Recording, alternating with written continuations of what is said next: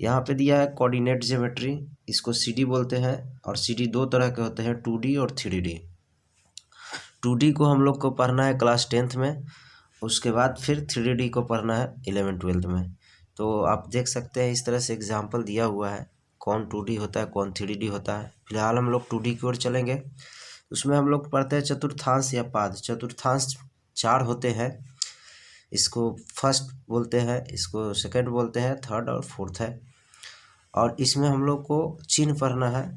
तो हर चतुर्थांश में अलग अलग क्या होते हैं, चिन्ह होते हैं नियामक के।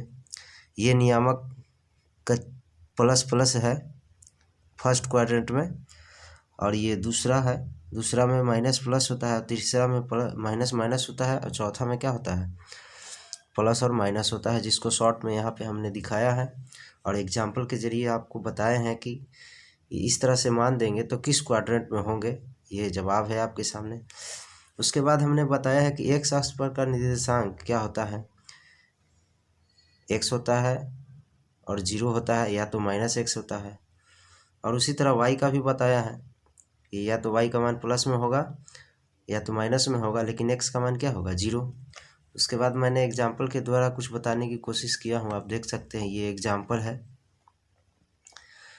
ये 0 है और 1 है। तो y का मान दिया है, x का मान 0 है इसलिए x अक्ष पर है। यहाँ पे x का मान दिया है, y का मान 0 है इसलिए x अक्ष पर है। और इस तरह से हमने बताया है कि x को हम लोग भुज बोलते हैं और y को कोटि बोलते हैं। आगे हम लोग और कुछ जान लें। ये डिस्टेंस फार्मूला है जो दो बिंदुओं के बीच निकाला जाता है, जिसको दूरी सूत्र भी बोलते हैं। दो बिंदुएं दिया रहता है P और Q, और दोनों के बीच की दूरी को मिला देते हैं तो दूरी का फार्मूला हम लोग को निकल जाता है x2 - x1 का whole square plus y2 - y1 का होल स्क्वायर, या इसी को उलट के लिख सकते हैं। तो ध्यान रखना है x1 पहले, तो यहाँ इसमें y1 भी पहले रहेगा। और उसके बाद फिर मूल बिंदु से बिंदु P ऑफ xy के बीच की दूरी निकालने का ये फार्मूला है। तो आप देख सकते हैं फिगर के द्वारा हमने बताया है, उसी फार्मूला पर बैठा दिया है डिस्टेंस फार्मूला पर, तो इस तरह के मान निकला। उसके बाद है फिर तीन बिंदुएं ए बी सी संरेखी हो गया, यदि A B plus B C बराबर क्या हो जाएगा, ए सी के बराबर हो जाएगा। अगला है हम लोग का विभाजन सूत्र, सेक्शन फार्मूला। विभाजन सूत्र दो तरह से होता है, अंतः और बाह्य। दो बिंदुएं दिया रहता है और उसका अंदर विभाजित करता है तीसरा बिंदु, या बाहर विभाजित करता है तीसरा बिंदु, तो इस तरह से फार्मूला हम लोग को बनता है। जैसा कि हमने यहाँ लिखा अंतर विभाजन, इंटरनल डिवीजन। यहाँ पे बिंदु P काट रहा है दोनों बिंदु को बीच में, तो हम लोग को इसका फार्मूला इस तरह से हो जाता है। P ऑफ xy का निर्देशांक के लिए ये फार्मूला यूज़ कर देंगे। उसी तरह से इसमें x है तो x का मान ये वाला पार्ट से निकाल सकते हैं, फिर y का मान इस पार्ट से निकाल सकते हैं जो इस तरह से है। उसके बाद है बाह्य विभाजित। तो आप देख सकते हैं कि ये दोनों A और B पॉइंट्स को हम लोग क्या है, बाहर विभाजित किया P को, तो इसका फार्मूला माइनस में हो जाता है।